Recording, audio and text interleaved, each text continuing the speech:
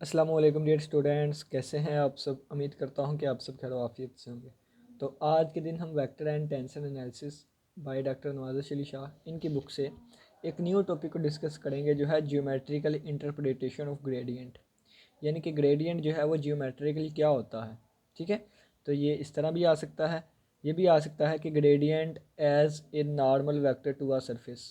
ये हमारे पास सरफेस पर नॉर्मल वेक्टर होता है। ठीक है, gradient as a normal vector, gradient as a normal vector होता है टू अ सरफेस, एक सरफेस से। ठीक है, ये थ्योरम ये है, कहता है प्रूव डैट, प्रूव करें कि ग्रेडियंट जो है, आपको पिछले लेक्चर्स में हम डिस्कस करके आए कि ये चीज़ ग्रेडियंट को ज़ाहिर करती है। ठीक है, इसको हम ग्रेडियंट कहते हैं।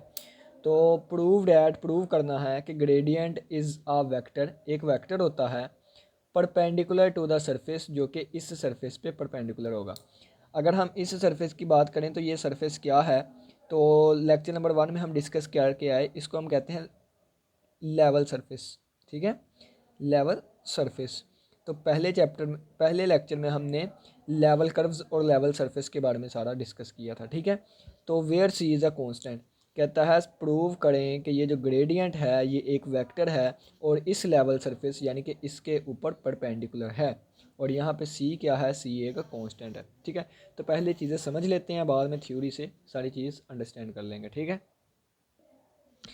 सबसे पहले ना हम एक कर्व लेंगे, कोई भी हमने एक कर्व ले ली ये वाली। ठीक है, और ये कर्व किस पे लाई करती है, ये कर्व लाई करती है लेवल सरफेस पे। ठीक है, यानी कि इस पे ये कर्व लाई करती है।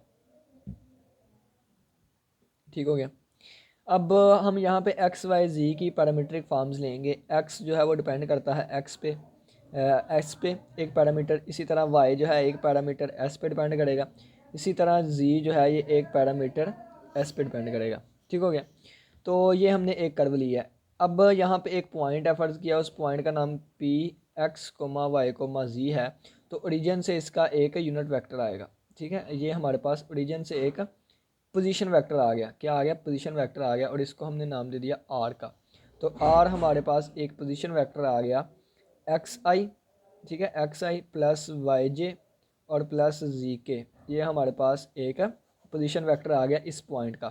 पॉइंट कौन सा है, एक्स कोमा वाई कोमा जी। ठीक है, अब ये कर्व जो है ये इस पे लाई करती है, ये कर्व लाई करती है इस पे। तो ये हर एक चीज़ जो है इसको सेटिस्फाई करेगी, तमाम वैल्यूज़, तमाम पॉइंट्स जो हैं वो लेवल कर्व पे जो होंगे वो इसको सेटिस्फाई करेंगे। दोबारा सुन लें, ये हमारे पास क्या है, लेवल सरफेस है। ठीक है, लेवल सरफेस है। तो लेवल सरफेस के ऊपर कर्व लाई करती है, तो तमाम पॉइंट्स जो होंगे वो इसको सेटिस्फाई करेंगे क्योंकि उसके ऊपर लाई कर रही हैं।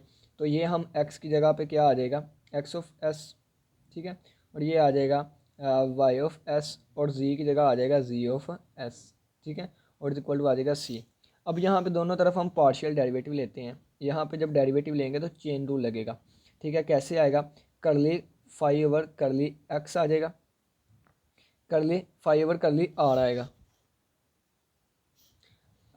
आर नहीं आएगा, बल्कि फाई जो है वो एक्स कोमा, ये देखे दोबारा, फाई जो है ये एक्स कोमा वाई कोमा जी का फंक्शन है, और एक्स जो है ये एस का फंक्शन है, वाई जो है ये भी एक्स एस का फंक्शन है, और जी जो है ये भी एस का फंक्शन है। ठीक है, तो जब इस पे डेरिवेटिव अप्लाई होंगे, तो जब इस पहले वाले का डेरिवेटिव आएगा, तो देखें अगर आप, तो फाई जो है वो एक्स वाई जी तीनों पे डिपेंड कर रहा है। ठीक है, तो पहला डेरिवेटिव हम लेंगे एक्स के रिस्पेक्ट, यानी कि पार्शियल डेरिवेटिव आएगा। फाई जो है तीन चीज़ों पर डिपेंड कर रहा है, तो वो पार्शियल डेरिवेटिव आएगा। ठीक है, जब एक से ज़्यादा चीज़ों पर डिपेंड किया जाए उस वक्त पार्शियल डेरिवेटिव लेते हैं। तो ये एक्स के रिस्पेक्ट डेरिवेटिव आ गया, और आगे एक्स का डेरिवेटिव, टोटल डेरिवेटिव होगा with respect to s. Total derivative क्यों, क्योंकि एस जो है सिर्फ एक वेरिएबल पर डिपेंड कर रहा है, तो टोटली टोटली डेरिवेटिव आएगा। ठीक है, टोटल डेरिवेटिव डी आएगा। यहाँ पे पार्शियली इस वजह से आया क्योंकि फाई एक्स वाई जी पर डिपेंड कर रहा था, इसलिए पार्शियली हमने लिया। लेकिन यहाँ पे एक्स जो है वो टोटल तौर पे एस पे डिपेंड कर रहा है, इसलिए ये टोटल, और ये आ गया आई के डायरेक्शन में, और प्लस अब फाई का पार्शियल डेरिवेटिव लेंगे हम वाई के हिसाब से, तो वाई के हिसाब से फाई का डेरिवेटिव, और वाई आगे एस पे डिपेंड कर रहा है, तो D S by D Y over D S आ जाएगा, और ये जे की डायरेक्शन में, और प्लस अब जी का पार्शियल डेरिवेटिव आएगा, ये जी का पार्शियल डेरिवेटिव आ गया, ये किसका, फाई का आएगा ना, फाई का पार्शियल डेरिवेटिव आ गया विद रिस्पेक्ट टू जी के, और आगे जी का टोटल डेरिवेटिव आ जाएगा with respect to S K, ठीक है, विद रिस्पेक्ट टू एस के, और ये के की डायरेक्शन में आ जाएगा। इस तरफ डेरिवेटिव ले लिया तो ये चीज़ बन गई बाय चेन रूल, और इस तरफ अगर हमारे पास जीरो आ जाएगा क्योंकि कांस्टेंट का डेरिवेटिव होता है जीरो। अब ये देखें, ये आई इसके साथ भी है, आई इसके साथ भी है, आई इसके साथ भी, ठीक है। तो ये डॉट प्रोडक्ट में हम इसको लैदा कर सकते हैं, ठीक है ना, इसका आई प्लस ये इसका जे, ठीक है, फाइव वाला हमने लैदा कर लिया और दूसरा हमने लैदा कर लिया, ये आ गया के, ठीक है, ये इसको लैदा कर लिया, और ये टोटल डेरिवेटिव जो है इसको हमने लैदा कर लिया, I plus D Y over D S J की डायरेक्शन में, और plus D Z over D S ये के की डायरेक्शन में, और इक्वल टू जीरो आ गया, ठीक है। अब डॉट प्रोडक्ट अगर आप कहेंगे कि मैंने यहाँ से ये कैसे लिखा, तो डॉट प्रोडक्ट लें, पहले वाले को पहले से मल्टीप्लाई और आई, ठीक है, दूसरे वाले को दूसरे से मल्टीप्लाई और साथ जे वाला, और तीसरे वाले को तीसरे के साथ मल्टीप्लाई और साथ के वाला, ठीक है। तो जब इसको ओपन करेंगे ये बन जाएगा, इसको क्लोज करके हमने इस तरह लिख लिया, ठीक हो गया। अब देखें, अब ये असल में हमारे पास क्या बन रहा है, ये ग्रेडियंट बन रहा है। ग्रेडियंट की हम डेफिनेशन पढ़ के आए थे कि ये डेल ऑपरेटर हमारे पास इक्वल होता है curly over curly X I plus curly over curly Y J, ठीक है, और प्लस करली ओवर करली जेड के, ठीक है। और अगर हम यहाँ पे फाई यूज़ करते हैं तो यहाँ पे भी फाई आ जाता है, तो ये ग्रेडियंट बन जाता है, यानी कि इसकी जो वैल्यू होगी वो क्या बन जाएगी, डेल ऑपरेटर और साथ फाई, ठीक है। और यहाँ पे अगर हम बात करें तो x जो हमारे पास ये वाला था, x किसके बराबर है, ये x I plus Y J plus जी के आर के बराबर था। अगर मैं दोनों तरफ डी ओवर डी एस ले लूँ, यानी कि ये इस तरह आ जाएगा, ठीक है। तो ये हमारे पास किस तरह बन जाएगा, ये वाली चीज़ बन जाएगी D X over D S I plus D Y over D S J और plus D S over D K D D D Z over D S K, ठीक है। यानी कि आर वाले पे दोनों तरफ मैं डेरिवेटिव अप्लाई करूँगा ना, तो ये वाली चीज़ बन जाएगी, ठीक है। और इसकी वैल्यू जो है ये वाली चीज़ किसके इक्वल आ गया, D R over D S, तो ये डॉट प्रोडक्ट आ गई D R over D S और इक्वल टू ज़ीरो। अब आर का डेरिवेटिव लें तो इसका मतलब क्या है, टेंजेंट, ठीक है। तो ये हमारे पास टी हैट के इक्वल आ जाएगा, ठीक है, ये टेंजेंट आ जाएगा t hat equal to zero. तो अब ये चीज़ इसके इक्वल कैसे आती है, तो इसका एक स्पेशल प्रूफ भी होता है और इसके बारे में आप डिफरेंशियल ज्योमेट्री में पढ़ेंगे, ठीक है। तो ये हमारे पास आर का derivative with respect to S, ये हमारे पास यूनिट टेंजेंट नॉर्मल आ गया, ठीक है, unit tangent normal, unit tangent normal unit, इसको मैं लिख देता हूँ unit tangent vector, unit tangent vector आ गया, ठीक है। अब देखें दो वेक्टर्स, ये भी एक वेक्टर होता है, आपको बताया हुआ है, क्योंकि वेक्टर और स्केलर पॉइंट फंक्शन आपस में एक वेक्टर क्वांटिटी बनाएंगे। ग्रेडियंट एक वेक्टर होता है, ये एक वेक्टर और ये हमारे पास एक दूसरा वेक्टर। अब इन दोनों की डॉट प्रोडक्ट ज़ीरो हो रही है, तो इसका मतलब ये दोनों आपस में परपेंडिकुलर हैं। तो टी यानी कि यूनिट टेंजेंट वेक्टर से परपेंडिकुलर कौन सी चीज़ आ गई, ग्रेडियंट। तो यही तो हमने साबित करना था। अब यहाँ पे जो टेंजेंट बनेगा वो इस डायरेक्शन में होगा और इसके परपेंडिकुलर जो चीज़ आएगी, इसके परपेंडिकुलर ये हमारे पास आ जाएगा ग्रेडियंट, ठीक है, इसके परपेंडिकुलर यहाँ पे आ जाएगा ग्रेडियंट। तो ये हमारे पास आ गया ग्रेडियंट, ठीक है। अब यही चीज़ हम थ्योरी से पढ़ लेते हैं। हमने प्रूव करना है कि ये जो ग्रेडियंट है is up vector perpendicular, vector perpendicular है इस सरफेस के, ठीक है, सी कांस्टेंट है। तो लेट हमने कर लिया एक कर्व हमने लेट कर ली किसी भी point P X comma Y Z पर, जो कि लेवल सरफेस पे लाई करती है, ठीक है, और इस पॉइंट से गुजर रही है और इस लेवल सरफेस पे लाई करती है। लेवल सरफेस क्या होता है पीछे बताया हुआ है। तो अगर 2D की बात करें तो उसमें 3D की, यानी कि f of x comma y equal to zero की बात करें ना, यानी कि अगर इसकी बात करें तो इसमें लेवल कर्व जो है वो सर्कल भी हो सकती हैं, और इसमें अगर हम बात करें तो स्फीयर्स बनती थी। ये सारा मैंने डिस्कस करवाया हुआ था, ठीक है। अब नेक्स्ट देखें, कहता है let parametric equations of the curve, curve की जो पैरामीट्रिक इक्वेशन है x is equal to x s, ठीक है, यानी कि x is a function of s, y is a function of s, z is a function of s. यहाँ पे हमने एक पैरामीटर एस यूज़ कर लिया और ये हमारे पास कर्व की पैरामीट्रिक इक्वेशंस बन गई, ठीक है। अब हमने लेट कर लिया कि पोजीशन वेक्टर यहाँ पे एक है, क्या x I plus Y J plus जी के be the position vector of the point P, P point का पोजीशन वेक्टर आ गया x I plus Y J plus जी के। अब ये मैंने आपको बताया है कि ये हमारे पास क्या होगा, यूनिट टेंजेंट वेक्टर होगा, ठीक है। तो ये हमारे पास T cap is equal to D R over D S, ये इसका टेंजेंट इस पॉइंट पे इस कर्व का ये बन गया, ठीक है। और ये is the unit vector tangent, unit vector tangent होगा to the curve at point P पर।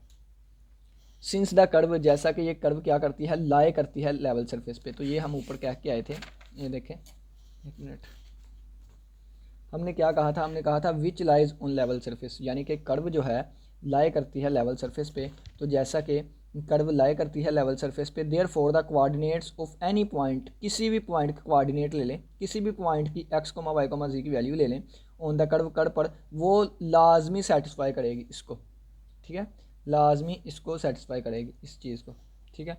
तो यहाँ पे हम ये वाली वैल्यूज़ पुट कर देंगे, तो ये हमारे पास बन जाएगा फाई, यानी कि x is a function of s, y is a function of s, z is a function of s, ठीक है, और इक्वल टू c आ जाएगा।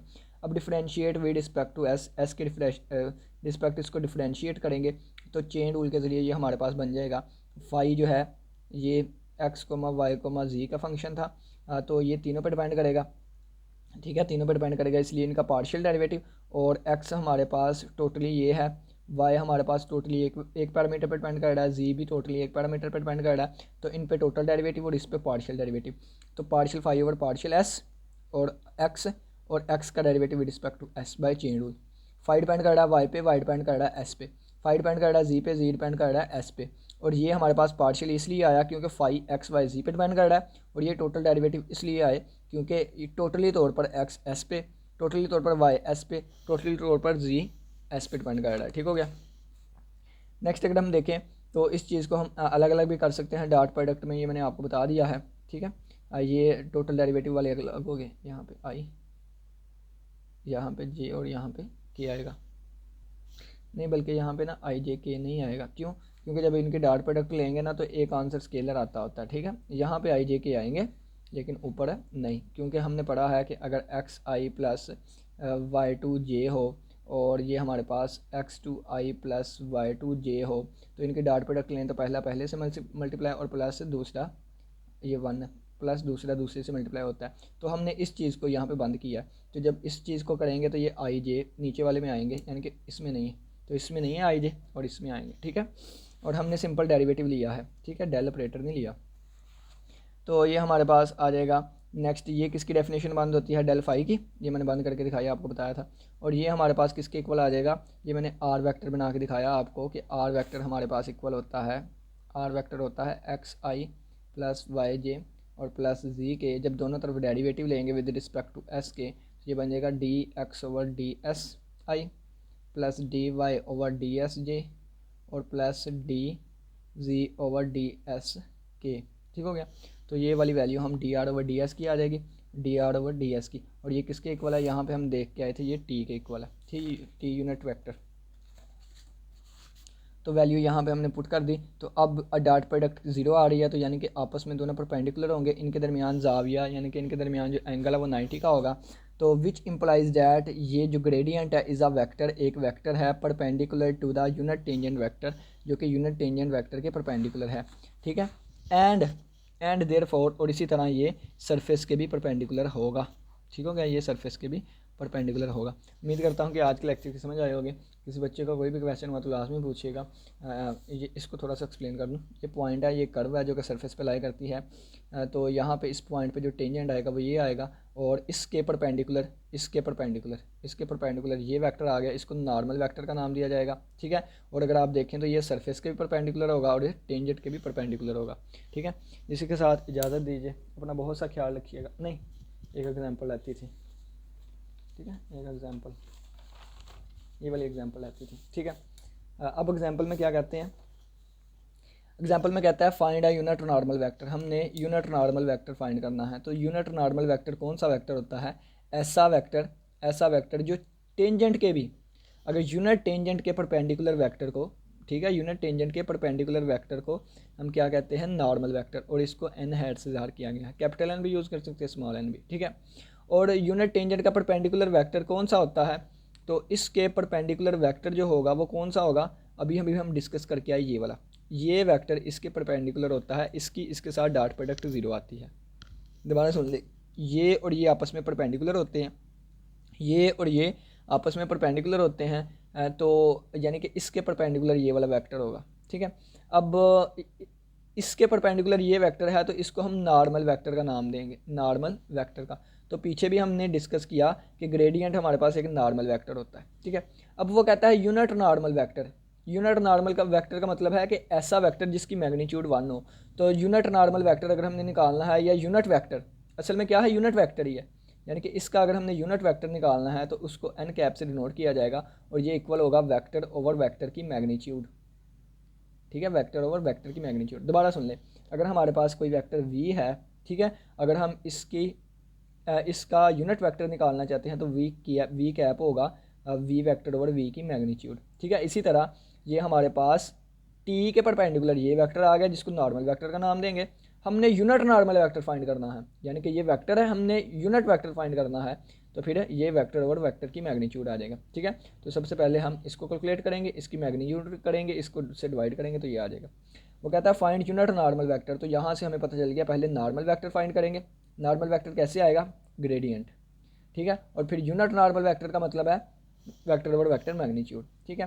To the surface given by, surface हमें ये दिया गया है, इसका मतलब क्या है x square plus Y square, और जी इधर आके माइनस का हो जाएगा, minus z is equal to 0, ये हमें सरफेस दिया गया है, ठीक है, यानी कि ये वाली चीज़ हमें सरफेस में दी गई है। एट द पॉइंट, ये हमारे पास पॉइंट है, इस पॉइंट में हमने फाइंड करना है, यानी कि P of x comma Y comma Z भी हमें दे दिया गया है 1 2 5।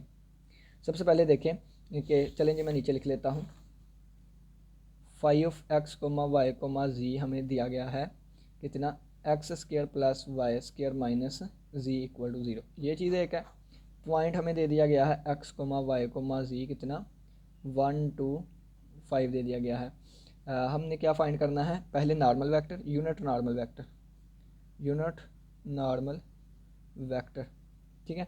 तो यूनिट नॉर्मल वेक्टर ये वाली चीज़ होती है, ठीक है, और इसका यूनिट यानी कि यूनिट ये वाली चीज़, ठीक है, यूनिट नॉर्मल वेक्टर। तो इसका मतलब क्या है, इसकी डायरेक्शन, तो ये वेक्टर ओवर वेक्टर की मैग्नीट्यूड, ठीक है, ये मैग्नीट्यूड यहाँ पे नहीं आएगी, यहाँ पे आएगी, ठीक है। तो ये चीज़ हमारे पास बन जाएगी, अगर इसको एन से डिनोट करूँगा तो ये बन जाएगी ग्रेडियंट, ठीक है, ओवर ग्रेडियंट की मैग्नीट्यूड, ठीक होगा। ये चीज़ हम फाइंड करना चाहते हैं। तो सबसे पहले देखें कि हमें ये वाली चीज़ दी गई है, ठीक है, ये वाली चीज़, इसका ग्रेडियंट फाइंड करें, यानी कि फाई हमें ये दिया गया है, फाई ये, तो आपको पता है कि डेल फाई किसके इक्वल होता है, डेल फाई इक्वल होता है curly over curly X I plus curly phi over curly Y J plus curly phi over curly Z और के, ठीक है। तो यहाँ पे फाई की वैल्यू पुट करें और इसको डिफ्रेंशिएट करें। देखें जी, जब ये वैल्यूज़ यहाँ पे पुट करूँगा, यानी कि X square plus Y square minus Z square, तो आ जाएगा curly over curly X square plus Y square minus जी और आई के डायरेक्शन में, और plus curly phi over curly Y, और ये फाई नहीं आएगा, फाई की वैल्यू आ जाएगी x square plus Y square और माइनस जी, और ये जे की डायरेक्शन में, और plus curly over curly Z, और ये आ जाएगा x square plus Y square और माइनस जी, और ये के की डायरेक्शन में, और बस ये वाली चीज़, ये किसके इक्वल आएगा, ये डेल फाई के इक्वल आएगा। अब इसको इंटीग्रेट कर लें तो x के रिस्पेक्ट ये 2x आ जाएगा, ये भी ज़ीरो क्योंकि कांस्टेंट है, और हम x के रिस्पेक्ट चल रहे हैं तो ये i में आ जाएगा, प्लस ये y है, x वाला 0 हो जाएगा, y का 2y आ जाएगा, और ये j, और ये भी ज़ीरो हो जाएगा, z के रिस्पेक्ट है तो -1 k आ जाएगा, ठीक है। ये वाली चीज़ हमारे पास वेक्टर आ गया। अब वेक्टर की वैल्यू यहाँ पर रख दें, 2xi प्लस 2yj और माइनस के, और बटे में इसकी मैग्नीट्यूड 2 बार 4, 2 का स्क्वायर प्लस 2 का स्क्वायर और प्लस -1 का स्क्वायर रूट, इसके ऊपर स्क्वायर, 2 बार 4 4 4, 2 बार 4 4 प्लस 4 और प्लस 1 का स्क्वायर रूट, 4 4 8 और 1 9। तो पहले हम यहाँ पे पॉइंट पुट करेंगे, ठीक है, जिस पॉइंट पे हमने फाइंड करना है, तो ये पॉइंट जो हमें दिया गया था ये वाला पुट करेंगे तो ये हमारे पास बनेगा, जब पॉइंट हम पुट करेंगे तो क्या बनेगा, जब 1 पुट किया एक्स की जगह पे तो 2i बन गया, जब y की जगह पे हम 2 पुट करेंगे तो 2 बार 4 प्लस 4j बन गया, और जब z की जगह z है ही नहीं है तो ये माइनस की आ जाएगा, ये हमारे पास वेक्टर बन गया। इस वेक्टर की अगर हम मैग्नीट्यूड फाइंड करना चाहें तो मैग्नीट्यूड आएगी 2 का स्क्वायर 4 प्लस 4 का स्क्वायर 16 और प्लस -1 का स्क्वायर प्लस 1, तो ये 16 4 20 और 1 21 का स्क्वायर रूट आ जाएगा। तो वेक्टर, ये वेक्टर और ओवर उसकी मैग्नीट्यूड, ये हमारे पास आंसर आ जाएगा, ठीक है। अब यहाँ से पढ़ लेते हैं इसको। क्या कहता था find a unit normal vector, unit normal vector find करना है टू द सरफेस गिवन, इस सरफेस का एट द पॉइंट, इस पॉइंट पे। तो सबसे पहले देखें कि सिंस ये हमारे पास the surface is defined as, surface को इस तरह डिफाइन कर दिया गया है। ये कैसे आया बता दिया आपको। डेल फाई मैंने बता दिया, ये क्या, डेल फाई की वैल्यू हमने पुट की, ठीक है, फाई की वैल्यू पुट कर ली फाई ओवर कर ली एक्स, और आई जे के पहले लिख लिया, ठीक है। आप चाहें तो राइट पे यहाँ पे लिख सकते हैं पहले, चाहें तो लेफ़्ट पे भी लिख सकते हैं। तो ये डेरिवेटिव लेके ये आ गया, आपको बताया हुआ है। और जब पॉइंट पुट किया तो ये वाली चीज़ आ गई।